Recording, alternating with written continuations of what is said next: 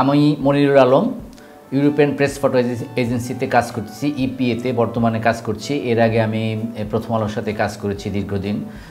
মূলত আমি ফটো সাংবাদিক। আজকে আপনাদের সাথে যে বিষয়টি নিয়ে আমি আলাপ করব সেটা হচ্ছে অ্যাপ্লাইড ফটোগ্রাফি।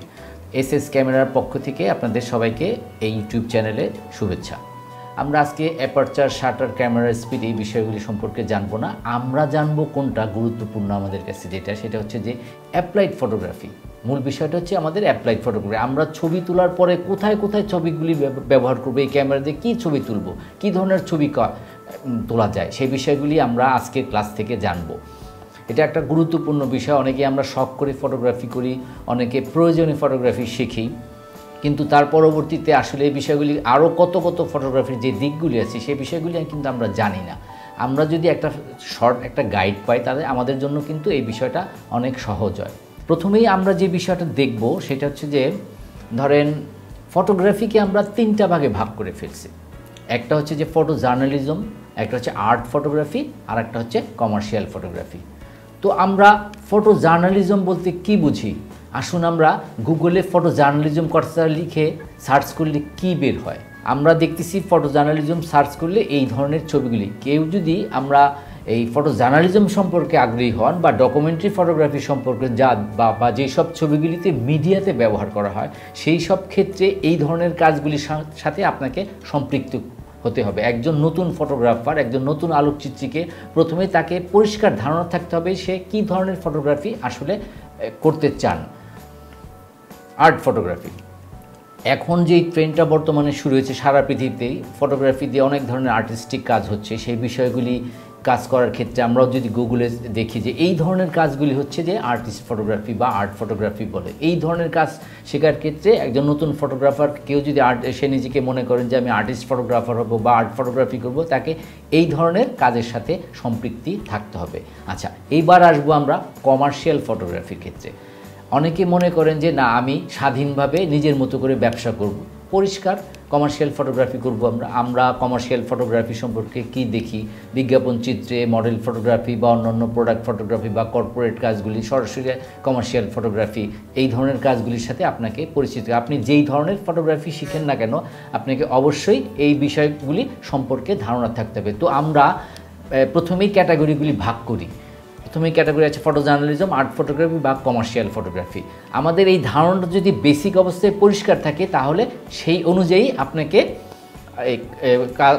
কি বলে যে আপনাকে কাজ করতে হবে, সেই অনুযায়ী আপনাকে শিখতে হবে। আচ্ছা, কেন আমি এই বিষয়গুলিকে আগে থেকে আপনাদেরকে আলাদা ক্যাটাগরি হইতে হবে সেই বিষয়টা পরিষ্কার। কারণ ফটোগ্রাফি করা একটা এক্সপেন্সিভ মিডিয়া। আমরা যেটা জানি, আমরা আলোকচিত্রাচার্য মঞ্জুরুল আলম বেগ স্যারের কথা যদি বলি, তিনি বলতেন ছবি তোলা আর হাতি পোষা এক জিনিস। সেই সময় কিন্তু ডিজিটাল ফটোগ্রাফি ছিল না, সেই সময় অ্যানালগ ফটোগ্রাফি ছিল। ডিজিটাল ফটোগ্রাফি বেগ স্যারের সময় ছিল না। তখনই উনি বলে গেছেন ছবি তোলা আর হাতি পোষা এক জিনিস। তার মানে হচ্ছে কি, বিষয়টা একটা এক্সপেন্সিভ মিডিয়া।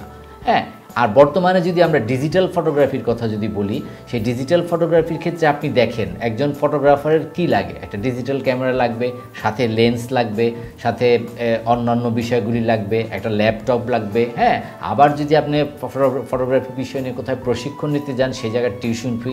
তার মানে কি হচ্ছে, এখন হাতি পোষার থেকেও আরও অনেক বড় জিনিস। তার মানে কি আমরা ফটোগ্রাফি শিখবো না? তার মানে কি বাংলাদেশে কেউ ফটোগ্রাফি শিখবে না? বিষয়টা কিন্তু সেই জায়গা না। ফটোগ্রাফি এক্সপেন্সিভ হলেও এটার কিন্তু জাস্ট রিটার্নটা কিন্তু জাস্ট ডাবল। আপনাকে এমন একটা জায়গায় নিয়ে যাবে, আপনি যদি ভালো মতো প্রশিক্ষণ নেন, সঠিকভাবে জানেন, তাহলে কিন্তু আপনার জন্য এই বিষয়টা অনেক সুবিধার হবে। ওকে, তাহলে আমরা বিষয়গুলি পরিষ্কার একটা ধারণা থাকলো।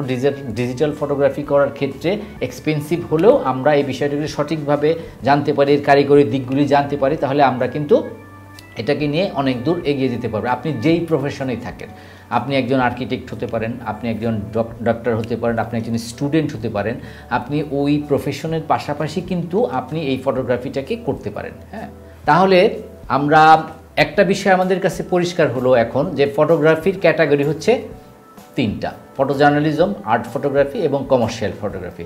এখন আমি একজন নতুন ফটোগ্রাফার হিসেবে আমাকে খুব সহজভাবে সিদ্ধান্ত নিতে সহজ হবে। আমি যখন ক্যাটাগরিগুলি জেনে যাব আমার জন্য সুবিধা হবে যে আমি কোন ধরনের ফটোগ্রাফিগুলি করব।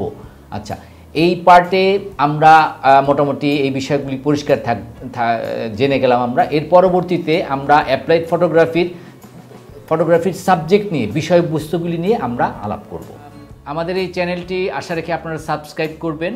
আমরা ফটোগ্রাফির বিষয় নিয়ে আরও অনেক বিষয়গুলি আলোচনা করব, ফটোগ্রাফির বিষয়ে অন্যান্য বিষয়গুলি আলাপ করব। আশা রাখি আপনারা এই চ্যানেলটি সাবস্ক্রাইব করলে আপনারা ফটোগ্রাফির নতুন নতুন বিষয় নিয়ে আপডেট থাকতে পারবেন।